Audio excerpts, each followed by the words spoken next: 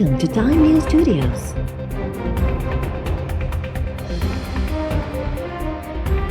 You are watching 12 AM Bulletin.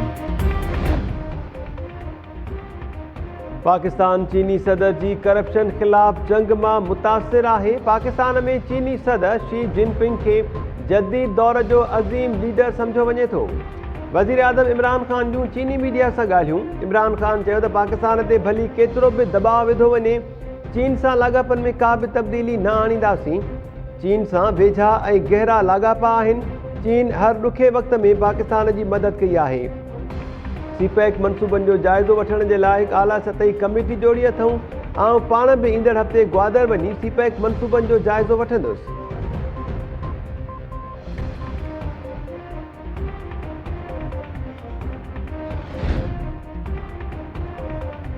क़ौमी असम्बलीअ में budget जी मंज़ूरीअ जे ॾींहुं शहबाज शरीफ़ जो न अचणु सम्झ में अचे थो। नवाज़ लीग जे 14 मेंबर्स तरफ़ां असम्बली न अचण ते सवालिया निशान आहे। पीपल्स पार्टी एमएनए ख़ुर्शीद शाह चयो आहे त पीपल्स पार्टी जा 2 मेंबर्स कोरोना सबबि असम्बलीअ में न अची सघिया। बिलावल भुट्टो ज़रदारी नोटिस वठंदे खाउन हेल्थ सर्टिफिकेट तलब करे वरितो आहे। हुकूमती रवैये सां पार्लियामेंट में मायूसी पखड़ियल आहे। पहिरियों भेरो जून ऐं जुलाई जे महीननि में बि गैस लोड शेडिंग थी रही आहे। अवाम तकलीफ़ुनि मां पियो गुज़रे पर हुक्मरान सभु ठीकु आहे जो राग आलापे रहिया आहिनि।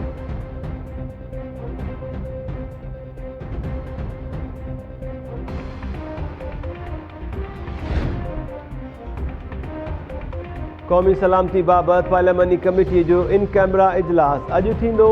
DGISI मुल्क जी अंदरूनी अफ़गानिस्तान, भारत ऐं कश्मीर सूरतहाल ते ब्रीफिंग ॾींदो।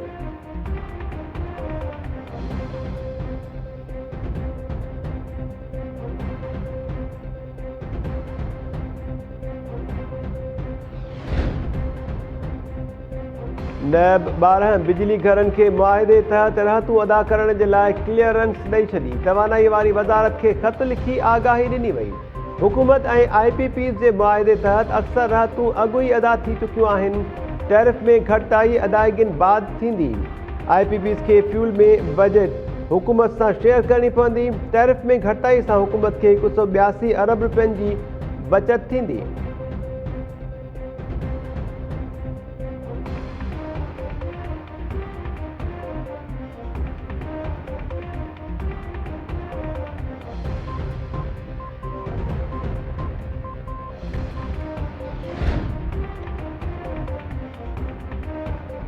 हुकूमत महांगाई सटल अवाम ते हिकु वधीक पेट्रोल बम केराए छॾियो। पेट्रोल जे अघनि में 2 रुपया फ़ी लीटर वाध। हाई स्पीड डीज़ल 1 रुपयो 44 पैसा ऐं गासलेट 3 रुपया 86 पैसा महांगो। LPG फ़ी किलो 18 रुपया 83 पैसा महांगी थी वई। अवाम जो सख़्त रद्द अमल। तेल अघनि में लाथ जो मुतालबो।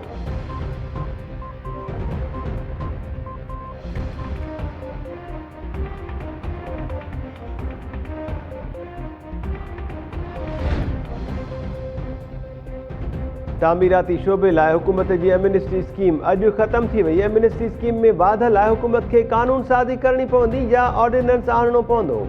हुकूमत जूं IMF सां रियल एस्टेट शोबे में एमनेस्टी स्कीम में वाध लाइ ॻाल्हियूं जारी आहिनि।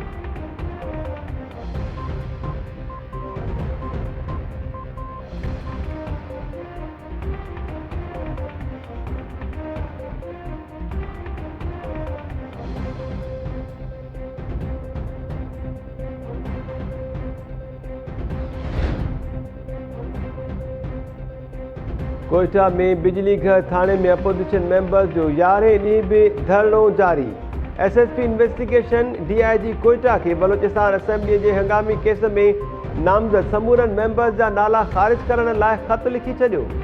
अपोजिशन लीडर सिकंदर मलिक चयो आहे त संदन मुतालबो आहे त अपोजिशन मेंबर्स खे गिरफ़्तार कयो वञे या FIR वापसि वरिती वञे। FIR जी वापसीअ जो नोटिफिकेशन अञा ताईं नाहे मिलियो।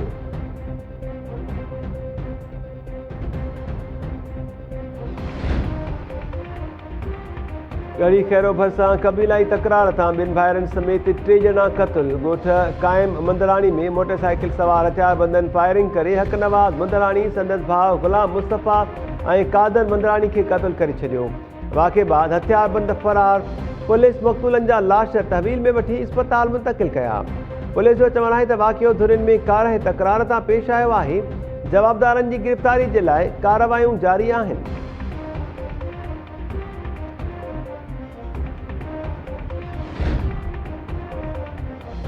घोटकीअ जे कचो बिंडी 2 थाणे जी हद में मुक़ाबले दौरान हिकु अहलकार शहीद थियण वारे वाक़े जा 43 जवाबदारनि ख़िलाफ़ 3 केसिस दाख़िल। FIR में अहलकार अब्दुर्रहमान वसीर खे शहीद करण, ड्यूटी अटकाव ऐं 13 ॾींहं जा कलम शामिल। पुलिस दावा कई आहे त पुलिस अहलकार जे क़त्ल में मुलविज़ हिकु जवाबदार याकूब ओगाही खे गिरफ़्तार करे वरितो आहे। कचे में ऑपरेशन दौरान ॾोहारियुनि जा केतिरा ई थाक बि साड़ण जी दावा।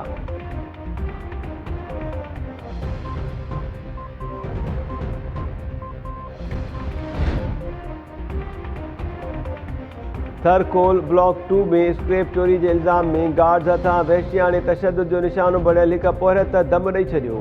पोथी पोहरियत दोदो भील जे वारिसनि जो इस्लाम कोर्ट में धरणो। कुझु ॾींहं अॻु थरकोल ब्लॉक 2 इंतिज़ामिया अबरतड़ वासी पोहरियतनि दोदो मोरो भील ऐं ग़ुलाम कादिर खोखर खे चोरी इल्ज़ाम में 10 ॾींहनि ताईं तशद्दुद जो निशानो बणायो हो।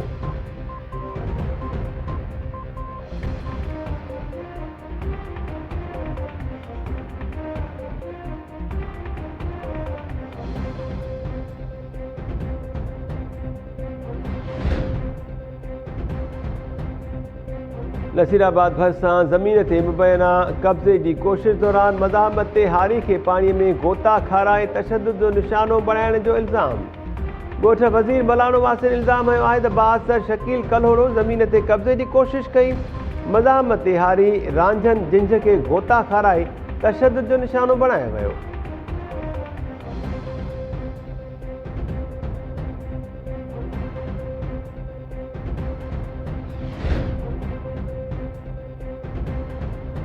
सिंध हाई कोर्ट हैदराबाद वासी सजाद कांधड़ो जी गुमशुदगी केस में IG सिंध ऐं ॿियनि धुरियुनि खे 26 जुलाई ताईं नोटिस जारी कंदे जवाब तलब करे वरितो। केस जी ॿुधणीअ दौरान नौजवान जी अमर दाहियो त 4 साल अॻु सजाद कांधड़ो खे गुम कयो वियो। पुलिस संदसि बाजाबी जे लाइ के बि क़दम नाहिनि खयां। अदालत खेसि बाजाब कराइण जो हुकुम ॾिए।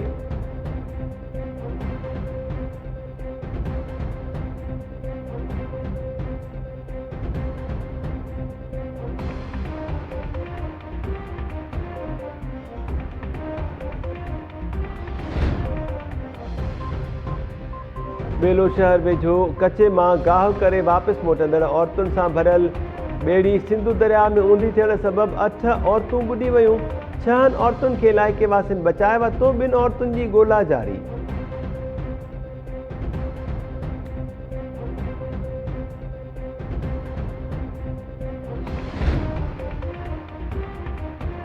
सॻियूं वेझो नौजवान जो वण में टंगियल लाश हथ वारिसनि क़त्ल जो शक ज़ाहिर करे छॾियो। ॻोठ हुसैन बख्श मां नौजवान जिनसार जो लाश मिलियो। पुलिस लाश तहवील में वठी अस्पताल मुंतक़िल करे छॾियो। वारिसनि जो चवणु आहे त नौजवान खे क़त्ल करण बैदि संदसि लाश टंगियो वियो। नोटिस वरितो वञे।